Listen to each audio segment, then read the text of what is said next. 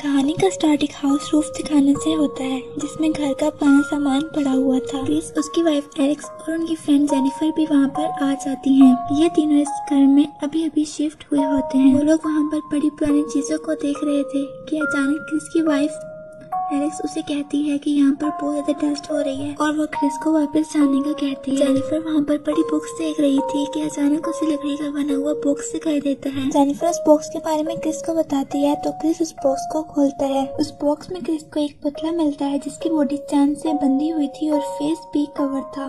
Jennifer को उस box में से एक टैग मिलता है जिस पर फिनले लिखा होता है, यानी कि इस डॉल का नाम फिनले था। क्रिस फिनले के साथ खेलने लग जाता है और लड़कियों को परेशान करता है, जो बात क्रिस की वाइफ को अच्छी नहीं लगती और वो नाराज होकर नीचे चली जाती है। क्रिस भी अपनी वाइफ के पीछे नीचे चला गया था। जेनिफर उस बॉक्स में वापस उस डॉल को रख देती है। कुछ ही देर में रात हो गई थी। रूफ से किसी के चलने की आवाजें आती हैं जिसकी वजह से जेनिफर की आंख खुल जाती है। जेनिफर अपने बेड से उठ जाती है और रूफ की तरफ देखते हुए उस आवाज का पीछा करती है। रूम का दरवाजा खोलने पर उसे बाहर क्रिस दिखाई देता है जो कि उसी आवाज की वजह से उठा हुआ था। जेनिफर क्रिस को देखते साथ उसे आवाज देती है और क्रिस उसे खामोश रहने का इशारा करता है। कुछ देर गुजरने पर आवाज बहुत ज्यादा हो जाती है। जेनिफर सुनकर डर जाती है और भाग एलेक्स के रूम में आ जाती है और डोर लॉक कर देती है। लड़कियां आवाज तेज होने पर बहुत ज्यादा डर जाती हैं कि अचानक रूम का डोर लॉक होता है। जेनिफर बहुत ज्यादा डरते हुए दरवाजा खोलती है और बाहर क्रिस होता है जिसके हाथ में एक चूहा होता है।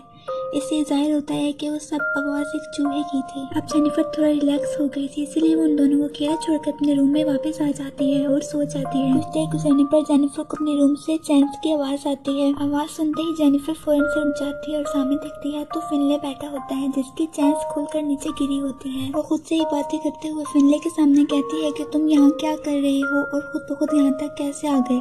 तो फिनले अचानक अपना मुंह जोर से बंद कर लेता है। देखकर जेनिफर चौंक जाती है और डर से फिनले को उठाकर अपने रूम से बाहर रख देती है और दरवाजा बंद करके सो जाती है। सुबह जब जेनिफर उठकर बाहर आती है तो देखती है कि फिनले नाश्ते की टेबल पर बैठा होता है। क्रिस और एलेक्स फिनले को टेबल पर बिठाकर नाश्ता कर रहे होते हैं। जेनिफर जब क्रिस से पूछती है कि रात को फिनले को उसके रूम में किसने रखा तो क्रिस हंसते हुए उसे कहता है कि मैं क्यों रखूंगा। जेनिफर ये सुनकर परेशान हो जाती है। कुछ देर बाद क्रिस काम पर चला जाता है। अब जेनिफर कपड़े वॉश करने लग जाती है कि अचानक उसे किसी के भागने की आवाज आती है। वो फौरन डाइनिंग टेबल को देखती है तो फिनले वहाँ नहीं होता। जेनिफर को यह सब एलेक्स की शरारत लगती है। फिर हम देखते हैं कि जेनिफर कपड़ों की तह लगा रही होती है कि अचानक उसे अपने पीछे कोई महसूस होता है। वो एलेक्स समझते हुए उसके साथ बातें करने लगती है और पीछे मुड़ते ही देखती है तो फिनले नाइफ पकड़कर खड़ा होता है और उस पर हमला कर देता है। जेनिफर उसे किक कर साइड पर फेंक देती है और डर के वहाँ से भाग जाती है। दूसरी तरफ हम एलेक्स को देखते हैं जो बाथ टब में बात ले रही होती है। अचानक फिनले टोस्टर लेकर पर्दे के पीछे से निकलता है और इस टोस्टर को बाथ टब में फेंक देता है। उसे लगता है कि करंट लगने से एलेक्स की मौत हो जाएगी, पर फॉर्चुनेटली टोस्टर का प्लग सॉकेट में नहीं लगा होता, इसलिए वो बच जाती है। एलेक्स डर के मारे फौरन क्रिस को कॉल करके घर बुलाती है। क्रिस वापस आकर देखता है तो फिनले अपना सर दीवार के साथ मार रहा होता है। क्रिस हंसने लगता है और फिनले को आवाज देता है। क्रिस जब फिनले को ढूंढता हुआ स्टेयर से नीचे उतर रहा होता है तो फिनले पैर से उस पर हमला कर देता है, लेकिन इस बार भी फिनले नाकाम हो जाता है। देखते ही देखते उन्हें इस घर में 3 मंथ गुजर जाते हैं। फिर मूवी में दिखाया जाता है कि एलेक्स किचन में सब्जियां काट रही होती है कि अचानक फिनले उसके पास बड़ी सब्जियों में जहर डालने लगता है। एलेक्स उसे मना करती है, फिर भी वो सब्जियों में जहर डाल देता है। क्रिस उसको भगाने के लिए उस पर पानी डाल देता है जिसकी वजह से फिनले भाग जाता है। एक दिन क्रिस ऑफिस के लिए घर से निकलता है। कार में बैठते फिनले उस पर हमला कर देता है। फिनले क्रिस के सर पर शॉपिंग बैग डालकर उसको मारने की कोशिश करता है तो क्रिस वो बैग लेकर मुंह से फोन उतार देता है। इस बार फिर से फिनले नाकाम हो जाता है। फिनले चैन से नहीं बैठता, उसको फिर से कुछ न कुछ करना होता है। अब की बार वो मैट्रेस में बहुत सी कीलें लगाकर जमीन में रख देता है और उसके आगे मार्बल्स फेंक देता है ताकि उससे फिसल कर एलेक्स उस मैट पर गिर जाए। एलेक्स को रूम में बुलाने के लिए वो एक कप तोड़ देता है जिसकी आवाज से एलेक्स फौरन रूम में आ जाती है। एलेक्स रूम में आते ही जमीन पर पड़ा मैट और मार्बल्स देख लेती है जिससे फिनले का सारा प्लान समझ आती है, उसे डांट कर चली जाती है।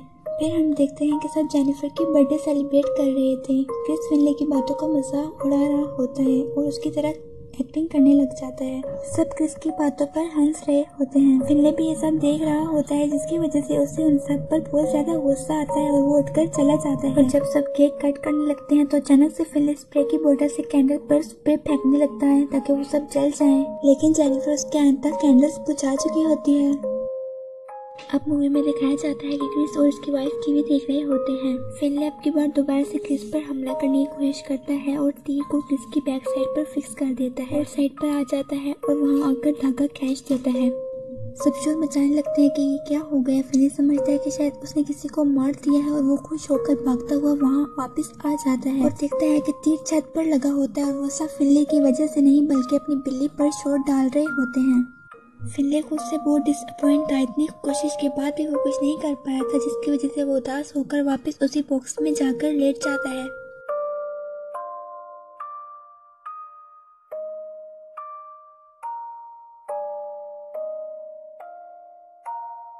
कुछ दिनों बाद रात के वक्त उनके घर रॉबर्ट्स आ जाते हैं, जिसकी आवाज से क्रिस की आंख खुल जाती है। क्रिस बाहर देखने जाता है तो रॉबर्ट्स क्रिस को मारकर बेहोश कर देते हैं और घर में एलेक्स और जेनिफर को भी पकड़ लेते हैं। उनकी चीखें सुनकर फिनले अपने बॉक्स से बाहर आ जाता है।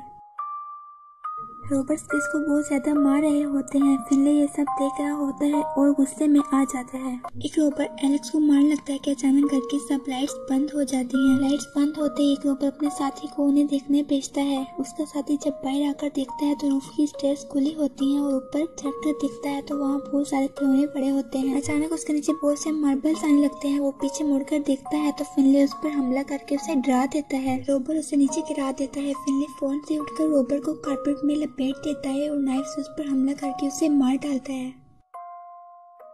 कुछ ही देर में दूसरा रॉबर भी पहले की तलाश में ऊपर आ जाता है और अपने साथी की लाश देखकर डर जाता है कि अचानक उसे अपने पीछे परछाई नजर आती है। रॉबर परछाई का पीछा करते हुए स्टेयर से नीचे उतरकर देखने लगता है कि अचानक फिनले उस पर तीर चला देता है जो रॉबर के पाँव में जा लगता है। रॉबर खुद को किस तरह वॉशरूम में ले जाता है। दर्द के मारे रोते हुए अपने पाँव से तीर निकालता है और फौरन धोने लगता है। जब वो वॉशरूम में बाथटब को देखता है तो उसे पानी भरा हुआ होता है और टोस्टर पड़ा हुआ होता है। रॉबर लाइट ऑन करता है तो सामने फिनले खड़ा होता है जो कि कैंडल और फ्लेमेबल स्पेस से उस रॉबर का हाथ जला देता है। रॉबर आग बुझाने के लिए अपना हाथ पानी में डाल देता है जो देखकर फिनले फौरन से टोस्टर का प्लग बोर्ड में लगा देता है। रॉबर करंट लगने की वजह से बेजान हो जाता है और जमीन पर रेंगते हुए अपनी गन की तरफ जा रहा होता है कि अचानक फिनले उस पर चाकू से वार कर देता है और उसे मार डालता है। मूवी शिफ्ट होती है जिसमें दिखाया जाता है कि क्रिसमस के दिन क्रिस फिनले के लिए न्यू कपड़े लाता है। एलेक्स सबके लिए जूस लेकर आती है। क्रिस जूस पीते ही कहता है कि इसका फ्लेवर बहुत अजीब लग रहा है। एलेक्स और जेनिफर भी जूस पीते हैं, उन्हें भी ये अजीब लगता है। एलेक्स फिनले से पूछती है कि तुमने इसमें क्या मिलाया है। इस जूस का टेस्ट बहुत ही अजीब है। तो इस पर फिनले हंसने लगता है जिससे उन सब के रंग उड़ जाते हैं और वो सब समझ जाते हैं कि फिनले ने उस जूस में जहर मिलाया था और मूवी यहीं पर खत्म हो जाती है।